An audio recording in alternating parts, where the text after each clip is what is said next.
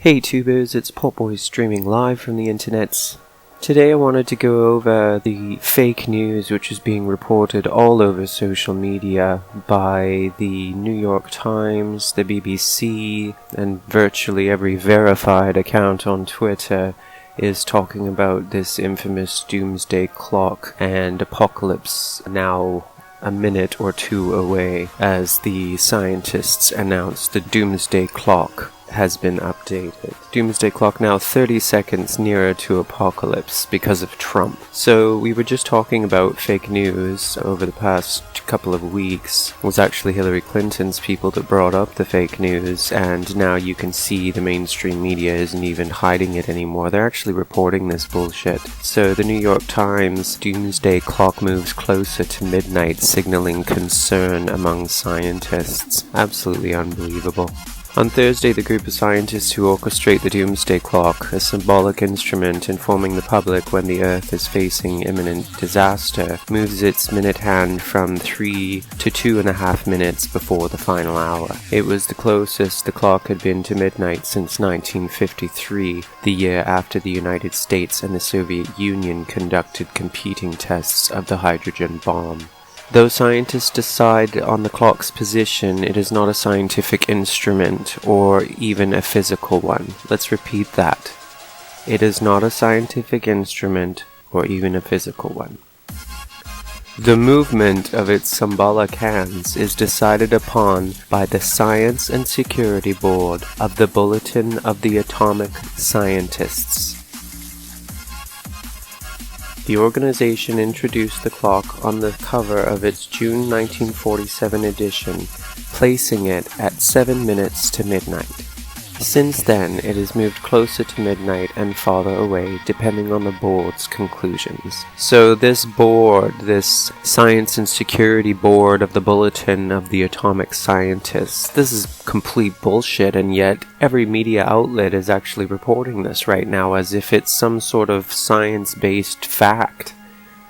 Whether the media is, just joking around, this is ridiculous. Why would they do that? Ask yourself that. Why would they be reporting this fake news other than to perpetuate the animosity between the establishment and Donald Trump? Thursday's announcement was made by Rachel Bronson, the executive director and publisher of the Bulletin. She was assisted by the theoretical physicist Lawrence Krauss, the climate scientist and meteorologist David Titley, and the former United States Ambassador Thomas Pickering.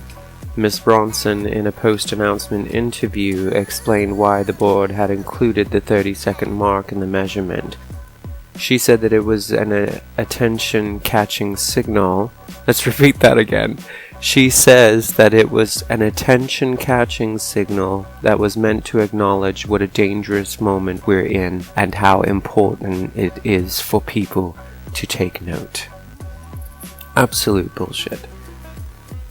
She says, "We are so concerned about the rhetoric and the lack of respect for expertise that we moved it 30 seconds, she says. Rather than create panic, we're hoping that this drives action." So she just, exactly what she just said, we're so concerned about rhetoric and the lack of respect for expertise. They're concerned about a lack of expertise, and yet they're using this fake doomsday barometer to implement some sort of action. Is anybody else actually paying attention to this? They're telling you the truth here, where that everything as we know it is actually theory and there is no fact. There is no fact. In an open ed for the New York Times, Mr. Titley and Mr. Krauss elaborated on the concerns, citing the increasing threats of nuclear weapons and climate change, as well as President Trump's pledges to impede what they see as progress on both fronts as reasons for moving the clock closer to midnight. He says, "Never before has the Bulletin decided to advance the clock largely because of the statements of a single person," they wrote. "But when that person is the new President of the United States, his words matter." Like I said, this is absolutely ridiculous. If you believe this, well, don't harass me about my beliefs in aliens, or don't harass the people who believe in the flat earth, if you're gonna believe this doomsday clock.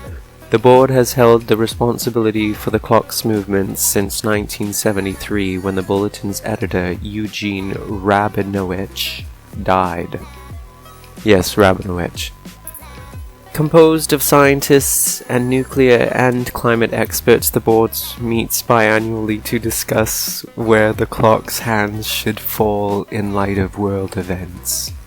In the 1950s, the scientists feared nuclear annihilation, and since then the board has begun to consider other existential threats, including climate change, comprised biosecurity, and artificial intelligence. There were crises that the clock was not quick enough to take into account. The Cuban Missile Crisis, for instance, in 1962, did not change the hands of the clock, which at the time stood at 7 minutes to midnight. An explanation on the bulletin's website accounts for this seeing lapse in timekeeping. The Cuban Missile Crisis, for all its potential and ultimate destruction, only lasted a few weeks. However, the lessons were quickly apparent when the United States and the Soviet Union installed the first hotline between the two capitals to improve communications, and of course negotiated the 1963 Test Ban Treaty, ending all atmospheric nuclear testing.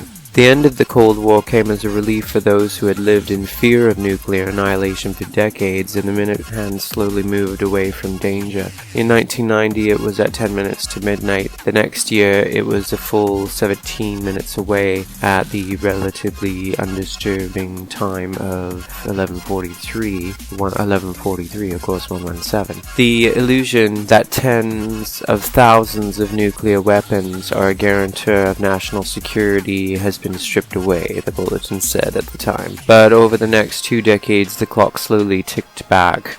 Conflict between India and Pakistan, both of whom staged nuclear weapons tests 3 weeks apart, had the clock at 9 minutes to midnight in 1998. And by 2007, fears about Iran and North Korea, their nuclear capacity, had pushed it to 11:55. So, you can go ahead and go up and read these stories on this, but it's basically complete bullshit what they're doing. This is a distraction.